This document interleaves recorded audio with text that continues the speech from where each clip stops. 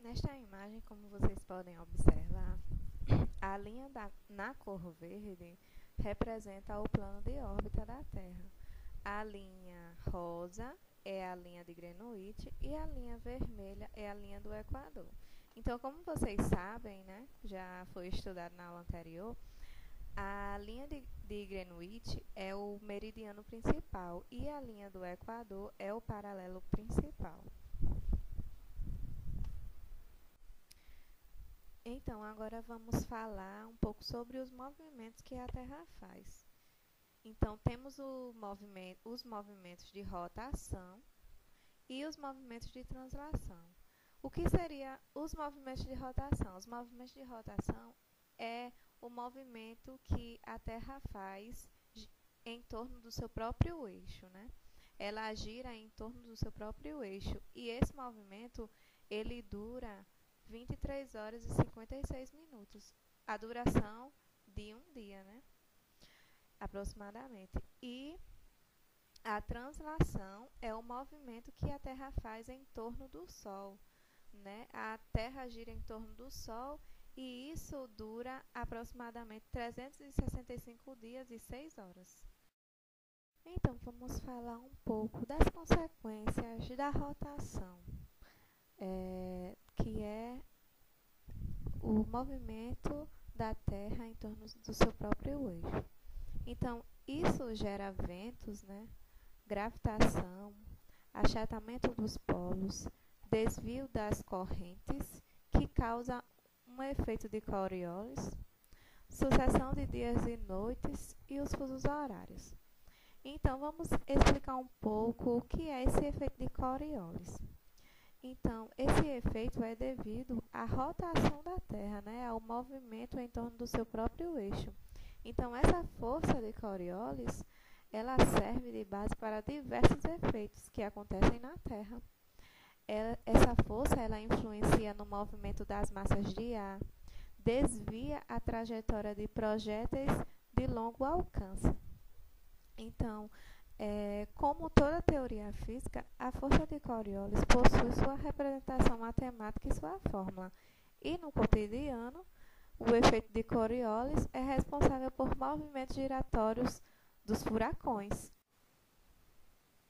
Vamos falar agora um pouco mais sobre o movimento de translação. Então, como já havia dito, o movimento de translação é aquele em que a Terra gira em torno do Sol, né? E esse movimento, ele dura 365 dias e 6 horas, como já havia dito, e temos a ocorrência das estações do ano, né, a partir desse movimento.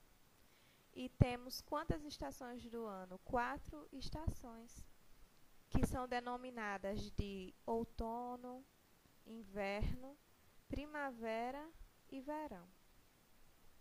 Então, temos também um fenômeno bem interessante que nessas estações, em alguns períodos, temos a duração dos dias diferentes.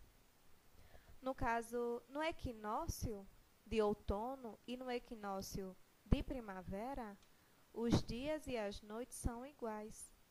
Já no solstício de inverno, temos as noites mais longas que os dias.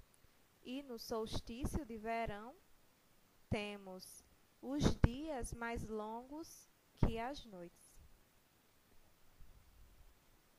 Então, agora vamos iniciar o assunto sobre orientação, que temos várias formas de nos orientar, seja pela bússola, seja pelo GPS, enfim, pelas estrelas e assim vai. No caso, vamos iniciar falando de como se orientar pelo Sol. Isso mesmo. No caso, essa orientação pelo Sol ela está baseada no seu movimento aparente. É a Terra que gira em torno do seu próprio eixo, aquele movimento de rotação da Terra, como havíamos dito anteriormente. E é por isso que afirmamos ser um movimento aparente. Então, esse astro ele aparece não exatamente na mesma posição, mas ele sempre aparece de um mesmo lado, que no caso seria o lado leste e o lado oeste. O lado leste é o lado onde ele nasce, vamos dizer assim. E o lado oeste é o lado em que ele se põe. E para nos orientar, como fazemos? Com a mão direita, colocamos para o lado leste, onde o sol está nascendo, e com a mão esquerda, colocamos para o lado oeste, o lado oposto, aonde ele está se pondo. À sua frente será o norte e às suas costas será o sul.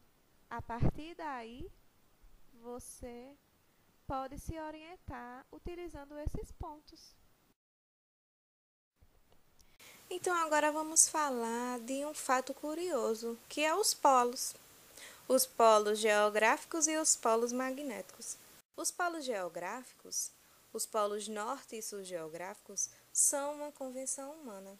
Já os polos norte e sul magnéticos da Terra são consequências de um fenômeno natural. Então, até o início do século XIX, acreditava-se que os polos geográficos e magnéticos ficavam no mesmo lugar. Mas em 1831, o explorador inglês James Clark Ross chegou pela primeira vez ao lugar do Ártico onde a bússola apontava para o chão, o norte magnético, e descobriu que os pontos não coincidiam. Naquela mesma época, lá na Dinamarca, o físico Hans fazia suas primeiras pesquisas sobre eletromagnetismo, ciência que, anos mais tarde, ajudou a explicar esse fenômeno.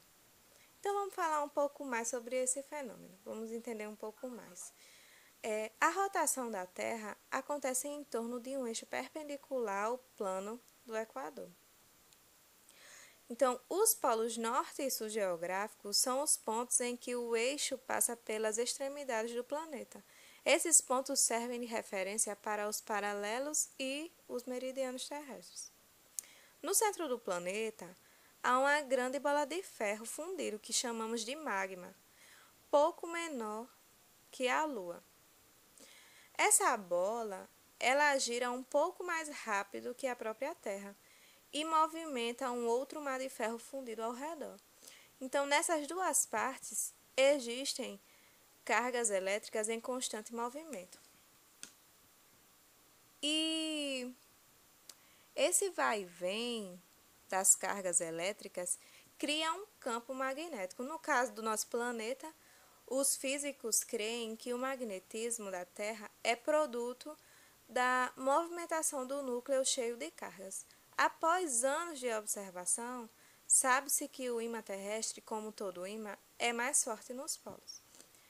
Tudo indica que o movimento do magma e suas cargas elétricas é influenciado pela rotação do planeta.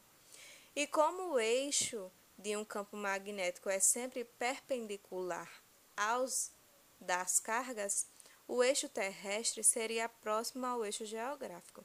E a distância atual entre eles é de 11 graus.